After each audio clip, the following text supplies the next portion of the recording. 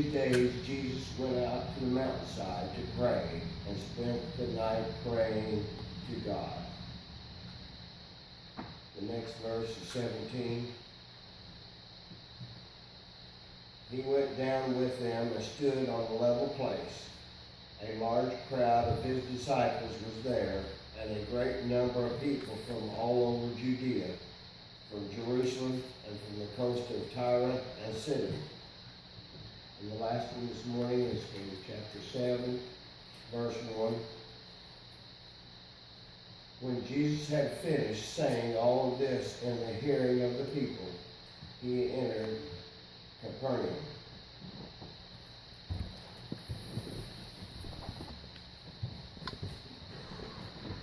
So our scriptures tracked a short period of Jesus' travels, because we today are going to join those travels.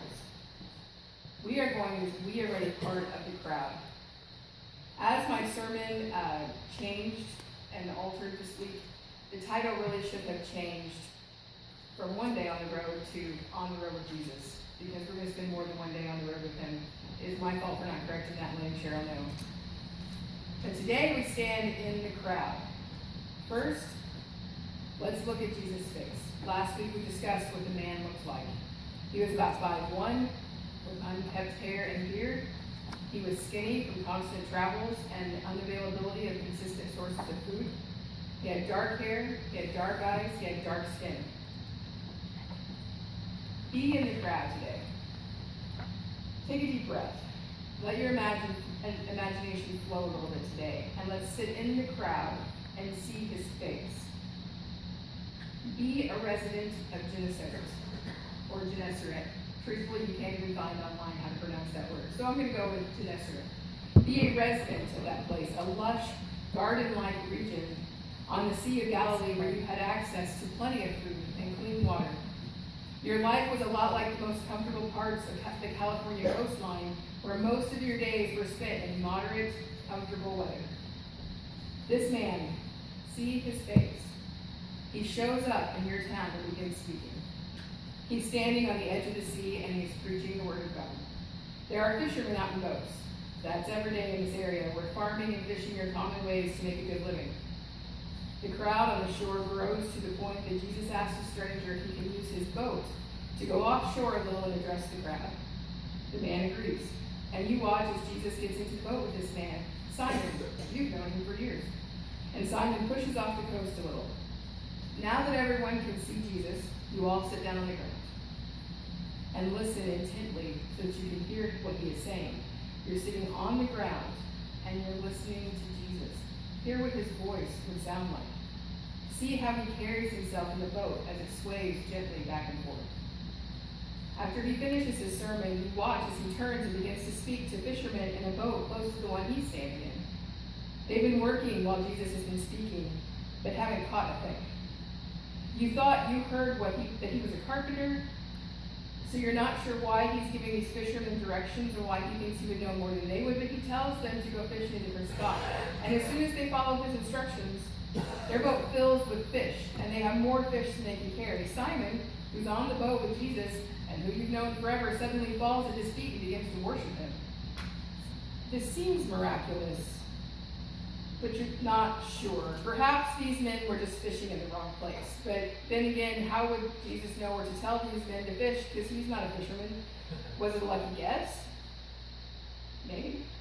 But his teaching is unlike anything you've ever heard. If you're a woman in the crowd, this is the first time you've been allowed to sit in the company of men in public and be taught about the kingdom of God. If you're a man in the crowd, this is the first time you've left the synagogue, sat on a hillside, and had a religious teacher address you equally with women and children. So no matter whether you're a man or a woman in this crowd, the situation's a little uncomfortable. You decide to give the rest of your day to this man. There's something here.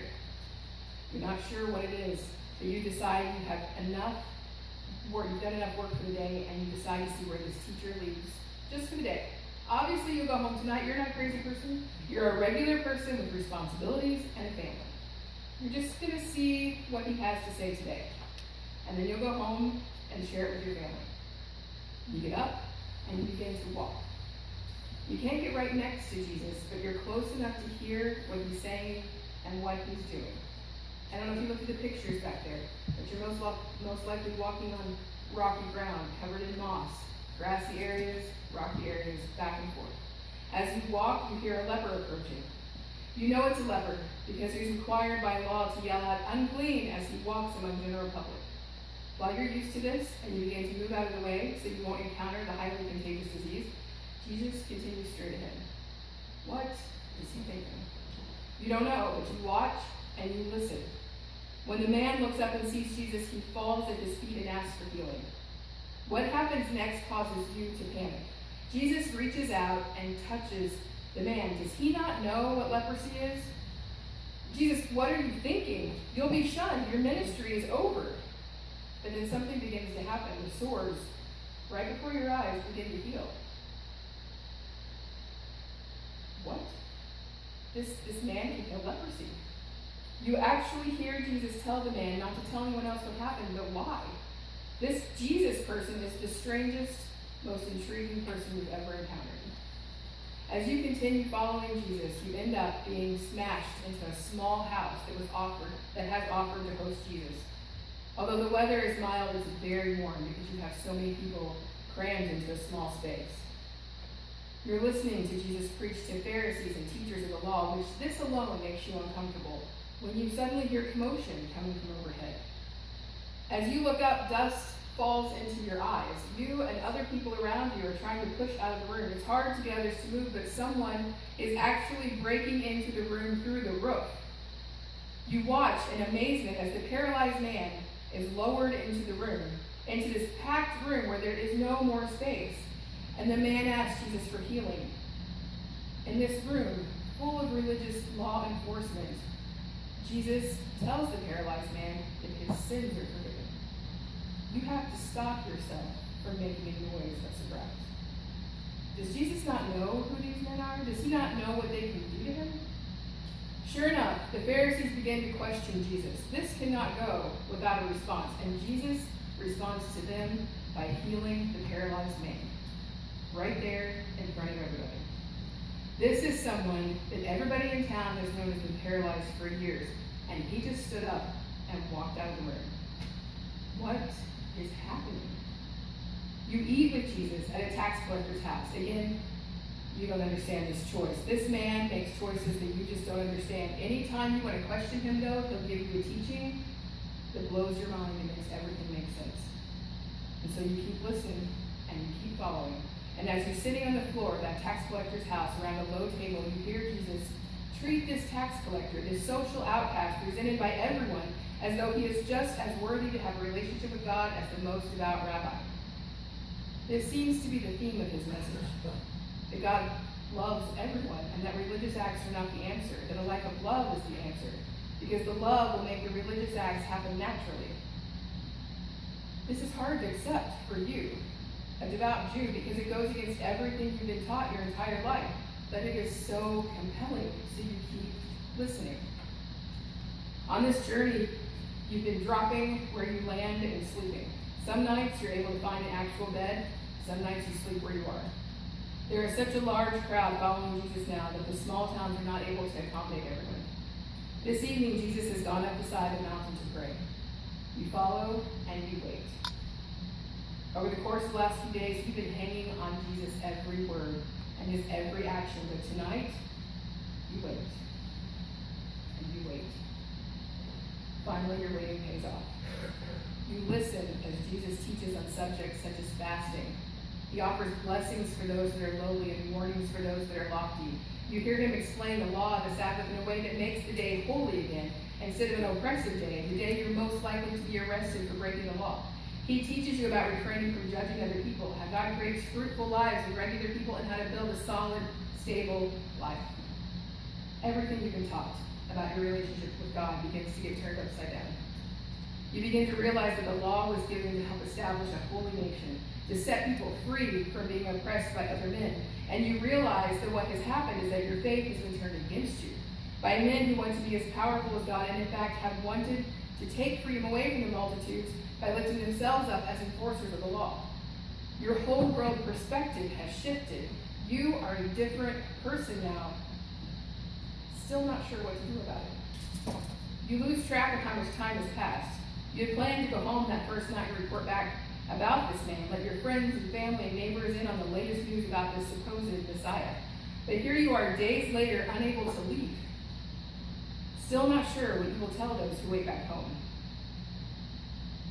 But after that teaching, you know what you have to do. You go home, you pack your family, and you keep following. You're not sure what's happening, but you know if you miss this, you're going to miss God's visit to this earth. Obviously, I took a lot of artistic license today. But I really wanted to get the feel of what it would be like to meet this man for the first time without knowing the stories, and begin your day as a regular Jew and end your day as a literal follower around of Christ. In chapter 9 of Luke, Jesus sends out 12 to spread the gospel. In chapter 10, he sends out 72. Those who were counted as his disciples were multiplying greatly. We always talk about the 12, but those in the crowd were becoming devout disciples who were being sent out to spread the gospel. People were walking away from their lives to go and do what they had to do. They were hanging on his every word. They were amazed at the miracles. They were trying to make sense of it all. They were dealing with it the same way we would, because we still live this way. We're still encountering the teachings of this Jesus and trying to make sense of it. Our nature is to turn our faith into simply religion and do the right things and say the right things. It just kind of simplifies our life. But every week, we continue coming back here because what this man said and what he did reminds us that our faith should be an ongoing experience, an experience of the divine. And we know that if we miss it, we will have missed God's visit to this earth, and we don't want to miss that. So today, we got to be part of the crowd. We get to look at his face. Hopefully you heard his voice. Next week, we'll climb into the fishbowl with Jesus. We'll see the crowd from his perspective. We'll feel the pressure of the crowded rooms and the crowded shorelines, and we'll feel his ongoing need to escape that crowd and get alone with his Father. Amen.